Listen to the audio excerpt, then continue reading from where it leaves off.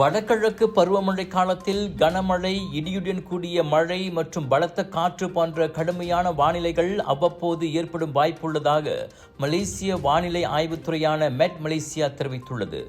பருவமழையால் வழக்கமாக பாதிக்கப்படும் கிழக்கு கரையோர பகுதிகள் சபா மற்றும் சரவாக் மட்டுமின்றி மேற்கு கரையோர பகுதிகளிலும் தேவையான வளிமண்டல சூழல் இருந்தால் இத்தகைய வானிலை உருவாகலாம் என துணை இயக்குனர் அம்புன் டிண்டாங் கூறினார்.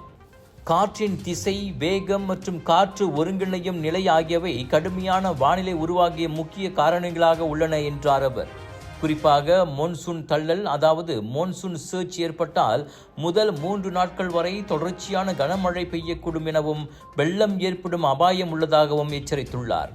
பொதுமக்கள் எச்சரிக்கையுடன் இருக்க மெட் மலேசியா மஞ்சள், அதாவது கவனம், மோசமான வானிலையை குறிக்கும் ஆரஞ்சு மற்றும் அபாயத்தை குறிக்கும் சிவப்பு என 3 நிலைகளில் வானிலை எச்சரிக்கைகளை வெளியிட உள்ளது.